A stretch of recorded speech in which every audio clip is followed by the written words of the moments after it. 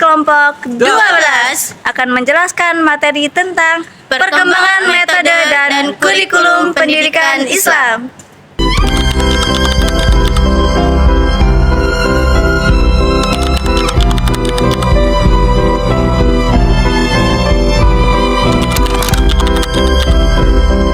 Assalamualaikum warahmatullahi wabarakatuh.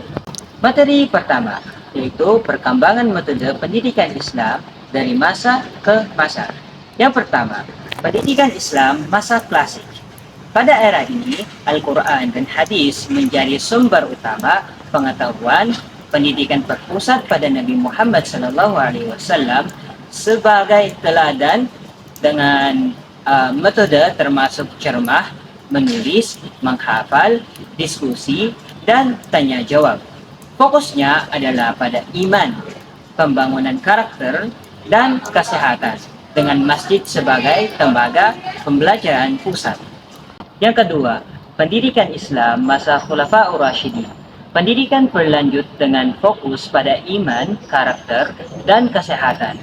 Membaca, menulis, dan menghafal Al-Quran ditekankan dengan masjid tetap menjadi pusat pembelajaran utama. Para sahabat Nabi yang berpengetahuan dikirim ke berbagai wilayah untuk mengajar yang mengarah pada pengembangan disiplin ilmu seperti tafsir, hadis, dan fikih. Yang ketiga, pendidikan Islam masa dinasti Umayyah.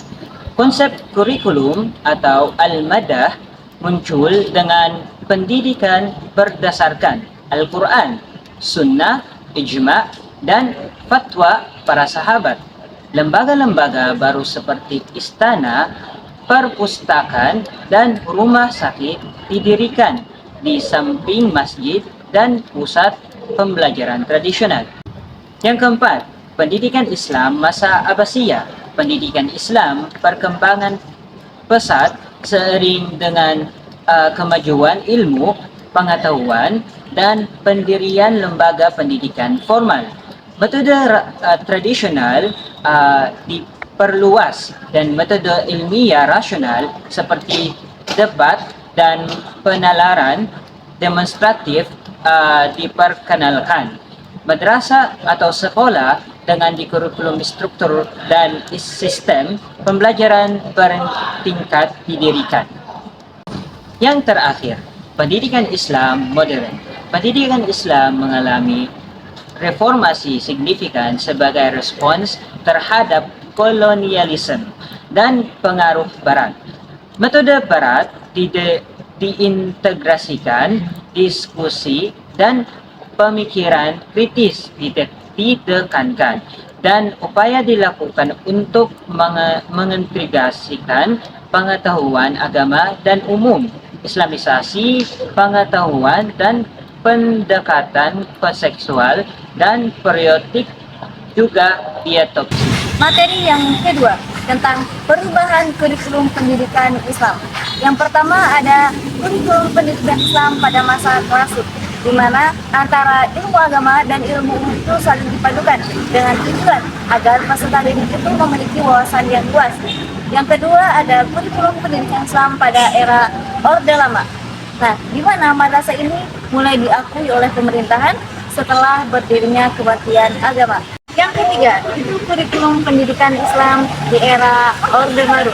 Nah, pada masa ini, madrasah ini mulai diperhatikan oleh pemerintah. Kementerian Agama pun mulai membangun dan mengembangkan sekolah Islam seperti MI, MTS, dengan tujuan apa?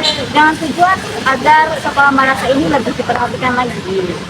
Yang terakhir itu adalah kurikulum pendidikan Islam pada masa sekarang. Pendidikan Islam pada masa sekarang semakin modern. Kurikulumnya menggabungkan antara ilmu agama, sains, teknologi, dan keterampilan abad 21. Madrasah sudah mulai setara dengan sekolah umum, yaitu menggunakan pembelajaran digital. Bahkan guru pun dituntut untuk profesional dan kreatif.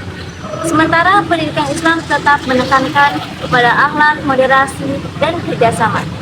Yang ketiga, tantangan dan upaya pengembangan kurikulum pendidikan Islam di era kontemporer. Pendidikan Islam sekarang menghadapi banyak tantangan, baik dari internal maupun eksternal. Yang pertama, itu dari internal. Misalnya, seperti kualitas guru yang kurang merata, dan juga masalah moral peserta didik. Yang kedua, itu dari eksternal. Contohnya seperti adanya tuntutan zaman, cara pandang masyarakat, dan pengembangan teknologi zaman sekarang yang sangat cepat. Nah, ada pun upaya untuk menghadapi tantangannya yaitu kurikulum pendidikan Islam harus adaptif terhadap perubahan zaman, menekankan karakter, kompetensi abad 21, dan teknologi. Guru juga dituntut profesional dan kurikulum perlu relevan melalui kolaborasi dengan berbagai pihak agar mampu menghasilkan generasi yang berakhlak dan kompetitif. Sekian dari kelompok kami. Wassalamualaikum warahmatullahi